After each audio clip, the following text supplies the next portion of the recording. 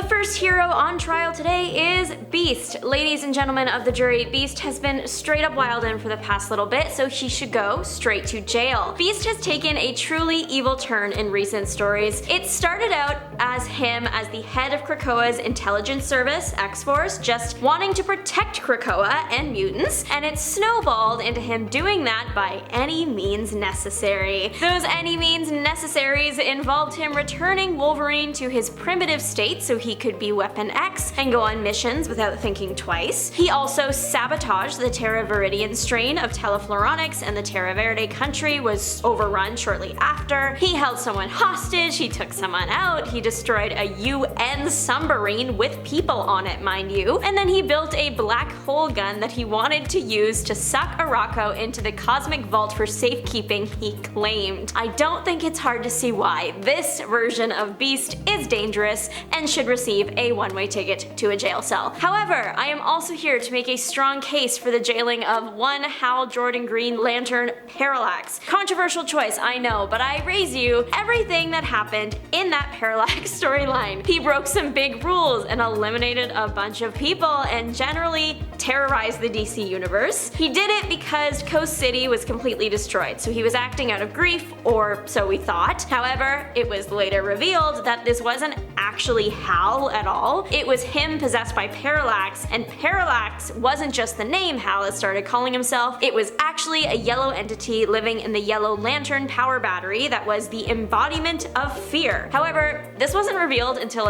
after, so there was a period where Hal Jordan was just the worst and a wanted criminal. This always happens. A writer will make a hero commit atrocities to explore that side of the character, but then it's like, well, we can't have this fan favorite hero be a bad person. The only way to fix this is by saying it was mind control. Moving on to a character from the greatest superhero movie ever made, Titan from Megamind. For anyone who hasn't seen the greatest superhero movie ever made, Megamind is the villain and Metro Man is the hero. They have a classic hero-villain push and pull dynamic going. However, one day Megamind actually wins and Metro Man goes 6 feet under. Megamind is kind of left to treat the city however he wants and trashes it, but that gets boring really quick. He wants to fight a superhero again, so he decides to create one. He takes this guy named Hal Stewart, gives him powers, trains him to be the hero Titan. Hal turns out to be the worst candidate Megamind could have picked because the minute he gets his feelings hurt, he starts terrorizing the city until of course Megamind is forced to save the day. Titan eventually has the powers extracted from his body and he is arrested, so he actually might be in jail right now, which is what he deserves. Zatanna is the incredibly powerful mistress of magic, generally a hero, except for that era where she was just erasing memories and altering personalities like it was her birthright. That was not very nice of her and led to the character losing some of her fans. The first time she erased a mind and altered a personality, it was Dr. Light after he did a really bad thing, and the League members present all voted that the mind erasing should happen. When Batman interrupted the spell to stop them,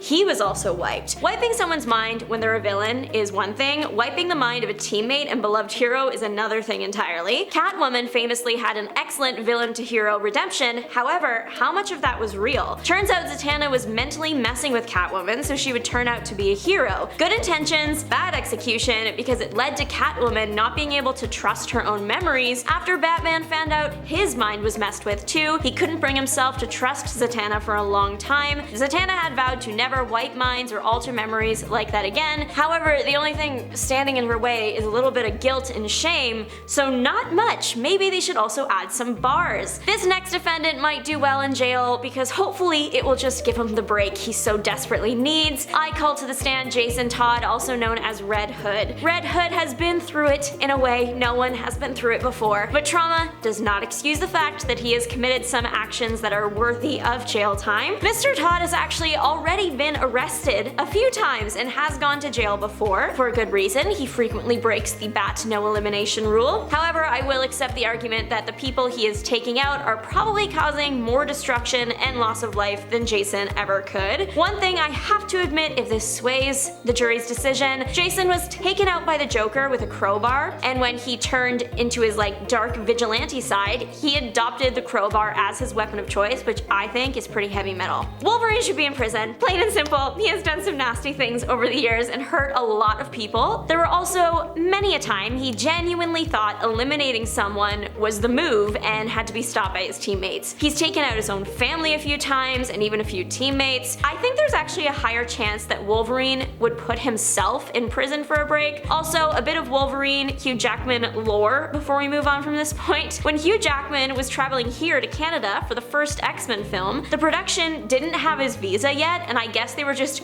hoping he could get across the border. He was detained and almost went to jail. The only reason he didn't was because the officers happened to be major X-Men comic fans, and they believed him when he said he was going to play Wolverine in the upcoming live action. The story is quite funny. Please look it up when you have the time. The Superman from the 1930s deserves jail time because what was that man doing? Action Comics 8 Superman was being an actual menace to society. He completely destroyed an entire neighborhood on purpose without warning the people who live there. When the Joker tries to level a city, suddenly it's a problem and he's evil, but when Superman actually does it, it's totally fine. Make it make sense. Superman did it with good intentions. He was fighting crime in an underprivileged neighborhood and saw that the place was just too full of crime and needed some serious TLC or a hard reset. He recalled that the government was building better housing in an area that a cyclone went through and destroyed everything, so he figured he would destroy the whole neighborhood, and then that way the government would have to help. Does Superman give any warning to the residents? Absolutely not. He literally just starts picking up bricks and starts smashing. It takes time to build apartments and new houses. I truly do not understand what Superman was thinking here. 1939 Superman, I am awaiting your mugshot. In third is one of the toughest cases we will look at today, the Punisher. On one hand, this guy is a danger to society. His name is literally the Punisher, and he will just straight up put criminals 6 feet under. However, putting him in jail means he just has an endless supply of criminals to take out. Solitary confinement might just be the only option for this guy. The Punisher has been to jail before. He is very much an anti-hero. He's doing bad things for a good reason and is technically putting terrible people out of commission so they can never hurt another person again, but it begs the question, does the end ever justify the means? The Punisher does have a story called The Cell, in which he lets himself be arrested simply so he would have access to the mafia members that hurt his family. The guy is clearly unhinged and severely traumatized, so you do feel for him, but it's hard to excuse the brutality of some of his actions. Wanda Maximoff is doing a lot better now, but we cannot deny that there was a period of her life where the safest choice for everyone would have been putting her behind magical bars. If you look at the comics, she literally caused the destruction of an entire brand of human. I understand she was going through something, but that doesn't excuse the fact that she caused so much grief and death. And then if you look at the MCU,